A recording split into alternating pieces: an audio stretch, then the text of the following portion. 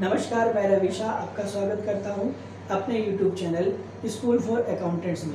अगर आप हमारे चैनल पर फर्स्ट टाइम आए हैं तो हमारे चैनल को सब्सक्राइब करें, बेल आइकन को प्रेस करें जिससे कि आगे की वीडियो आप तक पहुंच सके। तो आज का हमारा वीडियो स्पेशली अकाउंटेंट्स के लिए है। जब एक अकाउंटेंट एक नई कंपनी में अपॉइंट होता है तो उन्हें क्या स्ट्रेटजी फॉलो करनी चाहिए जिससे कि वो अपने कंपनी के वर्क एनवायरनमेंट में यूज़र फ्रेंडली हो सके, अपने आप को एडजस्ट कर सके। एक अकाउंटेंट को सबसे पहले अपनी वर्क ड्यूटीज़ का पता होना चाहिए कि उसे नई कंपनी में क्या काम करना है। जब तक उसे अपनी एग्जैक्ट वर्क ड्यूटीज़ का पता नहीं होगा तो वो कोई भी स्ट्रेटजी को फॉलो नहीं कर सकता। मैंने यहाँ पे कुछ वर्क प्रोफाइल लिखे हुए हैं जिससे कि आपको आइडिया लग जाएगा कि अगर आप इन वर्क प्रोफाइल के लिए अपॉइंट हुए हैं तो आपको अपने काम की शुरुआत कैसे करनी है। तो पहला है हमारा बिलिंग। अगर आप बिलिंग पर्पस के लिए अपॉइंट हुए हैं तो आपको अपने काम की शुरुआत कैसे करनी है। सबसे पहले आप क्या करेंगे कि अपने सेल और परचेज की एंट्री को एनालाइज करेंगे। एक महीने का सेल परचेज का आप डाटा उठाएं और उन्हें एनालाइज करें। इससे आपको आइडिया हो जाएगा कि कंपनी किन किन प्रोडक्ट में डील करती है, उन पे क्या जीएसटी चार्ज होता है और वो किन किन पार्टियों को सेल करती है, उसे किस रेट में सेल करती है। रेट का तो आपको आइडिया एकदम से नहीं लगेगा, बट ये है कि ओवरव्यू मिलने से आपको परेशानी, जब आप सेल परचेज की एंट्री करोगे तो आपको परेशानी कम होगी। तो ये तो था हमारे बिलिंग का। अब बात करते हैं जीएसटी रिटर्न पे। अगर आप कहीं पे part time, full time GST return filing का अगर आपको काम मिला है तो आप कैसे करेंगे। आप सेम चीज़ पहले करेंगे, सेल परचेज को एनालाइज कर लेंगे। सेल परचेज एनालाइज करने से आपको आइडिया हो जाएगा कि कंपनी किस टाइप के प्रोडक्ट में डील करती है, उसमें क्या जीएसटी चार्ज होता है, उस पर HSN कोड क्या है, कितने तरह के प्रोडक्ट में डील करती है कंपनी ट्रेडिंग है, मैन्युफैक्चरिंग है, सर्विस प्रोवाइडर है, क्या है। फिर आपको क्या करना है, GST R3B को देखना है पोर्टल से डाउनलोड करके। इससे क्या होगा, इससे पता चल जाएगा कि कंपनी का GST में क्या कोई कैरी फॉरवर्ड इनपुट है या फिर लेज़र में किसी भी तरह का इनपुट शो हो रहा है, कैश लेज़र में या क्रेडिट लेज़र में, कहीं पर भी। तो इससे आपको 3B में आइडिया लग जाएगा। अब आपको क्या करना है, रिको बनाना है जीएसटी रिटर्न का। रिको क्यों बनाना है, रिको बनाने का एक पर्पस ये है कि इससे आपको टैली हो जाएगा कि आपकी बुक्स में जो सेल आ रहा है क्या सेम सेल वैल्यू आपके जीएसटी पोर्टल में भी शो कर रहा है, कहीं कोई डिफरेंस होगा तो रिको से आपको पता चल जाएगा। परचेज आपको एनालाइज इसलिए करना है कि उससे आप अंदाज़ा लगा सकते हैं कि किस पार्टी का हमने इनपुट अपने बुक्स में नहीं क्लेम किया हुआ या फिर एंट्री गलत होने की वजह से सही इनपुट हमने क्लेम नहीं किया। ये कहाँ से पता चलेगा, ये हमारा रिको ऑफ जीएसटी रिटर्न से पता चलेगा। आप इस तरीके से काम की शुरुआत कर सकते हैं। तीसरा है हमारा अकाउंट असिस्टेंट। अगर आप अकाउंट असिस्टेंट के तौर पे अपॉइंट हुए हैं तो आपको क्या करना है, बुक कीपिंग आपका मेन काम है। मेन काम जैसे सेल की एंट्री करना, परचेज की एंट्री करना, बैंकिंग अपडेट करना और भी मिसलेनियस काम है जो आपको करने होते हैं। तो क्या करना है आपको, रिको of bookkeeping. Bookkeeping का अगर काम है तो आपको उसकी रिको करनी है। रिको क्या, इसमें रिको में क्या कवर होता है, आपको डेटर और क्रेडिटर के बैलेंस मैच करने हैं। क्योंकि जब अगर सेल परचेज की एंट्री आप चढ़ा रहे हैं तो डेटर और क्रेडिटर के बैलेंस मैच करने की रिस्पॉन्सिबिलिटी भी आपकी होती है। प्लस जिन के आप बैलेंस को वेरीफाई कर सकते हैं डेटर क्रेडिटर के अलावा, आपको उनके बैलेंसेस भी वेरीफाई करने हैं। जैसे बैंकिंग बैलेंस आप वेरीफाई कर सकते हैं, FD का अगर कोई अमाउंट है वो वेरीफाई कर सकते हैं, इंटरेस्ट ऑन FD है वो वेरीफाई कर सकते हैं। यानी जितने भी चीज़ों को आप वेरीफाई कर सकते हैं आप उन्हें वेरीफाई कर लीजिए, ताकि आपकी अगर ये सब काम अगर आप पहले कर लेते हैं तो आपका आगे का काम बहुत ही स्मूथली चलता रहेगा। अगर आपसे कोई पूछता है तो आप एग्जैक्ट चीज़ें बता सकते हैं, कोई भी कल को प्रॉब्लम आपके सामने नहीं आएंगी। अब हमारा नेक्स्ट है अकाउंट एग्जीक्यूटिव। अगर आप अकाउंट एग्जीक्यूटिव के तौर पे लगे हैं तो यहाँ पे आपकी रिस्पॉन्सिबिलिटी बहुत ज़्यादा बढ़ जाती है। क्या होता है कि अकाउंट एग्जीक्यूटिव को सारे काम देखने होते हैं। अगर आपकी कंपनी में कोई अकाउंट असिस्टेंट है तो आपको वो हेल्प करेगा, अदरवाइज अगर नहीं है तो उस टाइम पे आपकी रिस्पॉन्सिबिलिटी बढ़ जाती है। आपको डाटा को कलेक्ट करना, उसके बारे में इंफॉर्मेशन निकालने में आपको थोड़ी बहुत प्रॉब्लम उठानी पड़ सकती है। अगर आप अकाउंट एग्जीक्यूटिव के तौर पर अपॉइंट हुए हैं किसी कंपनी में तो आपको अपने काम की शुरुआत कैसे करनी है? तो पहला है आपका process of company in regarding dispatch of goods and receiving of goods. आपको कंपनी का प्रोसेस समझना होगा। आपको कंपनी का प्रोसेस इसलिए समझना होगा ताकि आपको पता चल सके कि कंपनी किस केस में गुड्स को बाहर डिस्पैच करती है, सेल करती है, कब हमें डिलीवरी चालान देना है, कब हमें स्टॉक ट्रांसफ़र का चालान देना है, कब हमें जॉब वर्क के लिए चालान देना है। आपको इसलिए कंपनी का प्रोसेस पता होना चाहिए। और सेकंड चीज़, कंपनी का प्रोसेस जो है वो हालांकि हर एक किसी को पता होना चाहिए, क्योंकि कंपनी के बारे में आप जितने अच्छे से जानेंगे आप अपने काम को उतना ही अच्छी तरीके से समझ सकते हैं।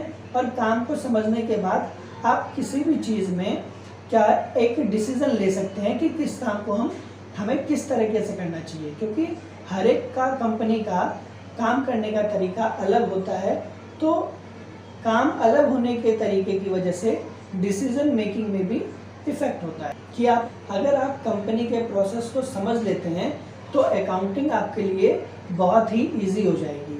आपको एंड मोमेंट पे पैनिक होने की ज़रूरत नहीं पड़ेगी।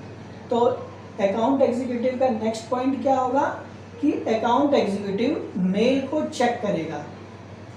एटलीस्ट 2 से 3 महीने के मेल को चेक करना है। मेल चेक करने से क्या बेनिफिट होगा? मेल चेक करने से आपको ये पता चल जाएगा कि जो पिछले वाला अकाउंटेंट था वो महीने में कौन कौन से काम करता था, किन किन से काम करवाता था, उन्हें क्या फॉर्मेट फॉलो करने होते थे, उन्हें क्या चीज़ें मेल करनी होती थी किस काम के लिए, ये आपको मेल से पता चल जाएगा। मेल ही एक ऐसा सोर्स है जो आपको बिना किसी से पूछे आपको सारी चीज़ें बता देगा कि कौन हमारा क्या काम करता है और हमने किस चीज़ के लिए किस कंसल्टेंट को हायर किया हुआ है। नेक्स्ट पॉइंट है हमारा रिको ऑफ बुक कीपिंग। अगर आपका असिस्टेंट है तब तो बुक कीपिंग अकाउंट असिस्टेंट ने किया हुआ है, बट फिर भी आप अपने हैंड पे एक बार बुक कीपिंग की रिको ज़रूर करें, डेटर क्रेडिटर के बैलेंस ज़रूर मैच करें, और भी जो बैंकिंग अकाउंट है, एफडी के अकाउंट हैं या और भी जिनके आप बैलेंस कंफर्म कर सकते हैं उनके आप ज़रूर करें, ताकि आप श्योर रहें कि नहीं इस पर्टिकुलर अकाउंट्स का डाटा हमारा 100% ठीक है। नेक्स्ट जीएसटी रिको। जीएसटी रिको आपको ज़रूर करना है ताकि आप सही इनपुट क्लेम कर सकें, और जो भी आपका जीएसटी में कोई अगर कैरी फॉरवर्ड है इनपुट तो वो भी आपको पता होना चाहिए। ये इसलिए हम जीएसटी रिको करेंगे। अब इनकम टैक्स में क्या है कि इनकम टैक्स में जो लास्ट ईयर की आपकी ऑडिटेड बैलेंस शीट है उससे आपको ओपनिंग बैलेंस टैली करना है। क्या होता है कि इनकम टैक्स की ऑडिट के लिए हमें 6 महीने का ग्रेस पीरियड मिलता है। हमारा फाइनेंशियल ईयर क्लोज होता है 31 मार्च में और ऑडिटेड डेट होती है हमारी 30 सितंबर की, जो कि एक्सटेंड होके कभी अक्टूबर चली जाती है और कभी नवंबर भी चली जाती है। तो 6 महीने का गैप होता है हमारा फाइनेंशियल ईयर क्लोज और फाइनेंशियल ईयर ऑडिट कराने में। अब क्या होता है कि जब तक चीज़ें फाइनलाइज नहीं होती तो कुछ ना कुछ चेंजेस लगा रहता है।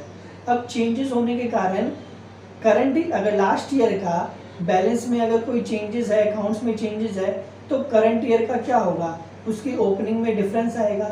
तो आपको क्या करना है कि आप किसी भी पॉइंट पे, किसी भी टाइम पे, किसी भी पीरियड में अगर आप अपॉइंट हुए हैं तो आपको अपनी बुक्स का opening balance last audited balance से जरूर टैली करना है।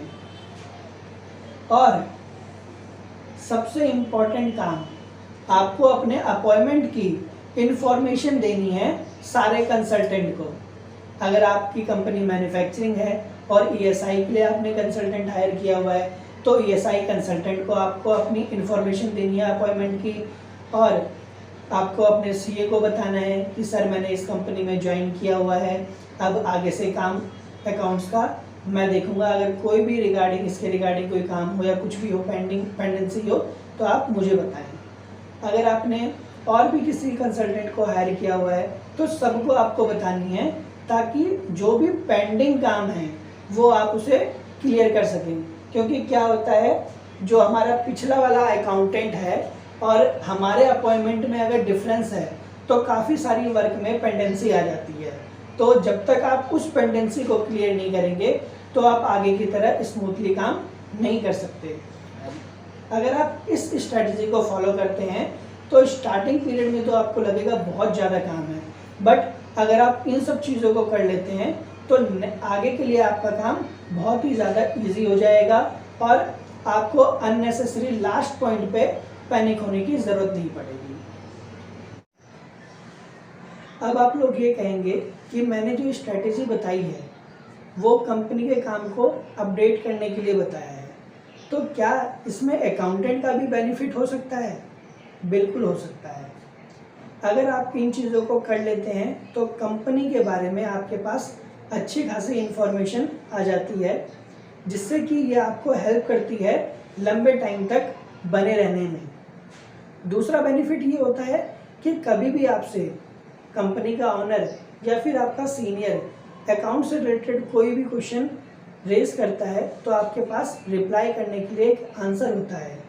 उसमें आप जितना भी चीज़ों को समझ पाए हैं, जितना भी आप बता सकते हैं उतना बताएं। जबकि ज़्यादातर लोग क्या करते हैं कि उनका एक रिप्लाई होता है कि सर मैं इस टाइम नहीं था, मुझे इसके बारे में कुछ पता नहीं है।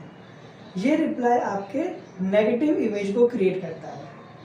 तो कभी भी ये रिप्लाई अपने सीनियर को ना दें कि मुझे इस बारे में नहीं पता, मैं इस टाइम नहीं था। अब आगे क्या हो सकता है कि अगर आपको कभी भी फाइनेंशियली हेल्प की रिक्वायरमेंट होती है तो उस कंपनी से आप फाइनेंशियली हेल्प ले सकते हैं। प्लस अगर आप साल 2 साल काम करने के बाद अगर आप उस कंपनी को छोड़ के जाना चाहें तो कंपनी आपसे रीज़न ज़रूर पूछती है कि आप कंपनी को क्यों छोड़ के जाना चाहते हैं, क्योंकि एक अच्छा एम्प्लॉय कंपनी की एसेट्स होती है और कोई भी कंपनी अपनी एसेट्स को लूज़ करना नहीं चाहता। अगर वो आपकी हेल्प करके आपको रिटेन कर सकते हैं कंपनी में तो वो ज़रूर कोशिश करेंगे, चाहे वो आपकी इंक्रीमेंट को बढ़ा के हो, सैलरी को बढ़ा के हो या फिर अदर फैसिलिटी आपको देकर हो। अगर वो हेल्प नहीं कर सकते या आप रुकना नहीं चाहते फिर तो वो आपको जाने देंगे, अदरवाइज़ वो आपको कंपनी में रोकने की ज़रूर कोशिश करेंगे। मेरी वीडियो आपको कैसी लगी कमेंट बॉक्स में ज़रूर बताएं। अगर मेरी वीडियो आपको अच्छी लगी हो, मेरा एफर्ट अगर आपको पसंद आया हो तो हमारे वीडियो को लाइक करें, ज़्यादा से ज़्यादा शेयर करें, चैनल को सब्सक्राइब करें जिससे कि आगे की वीडियो आप तक पहुंच सके। Thank you for watching this video.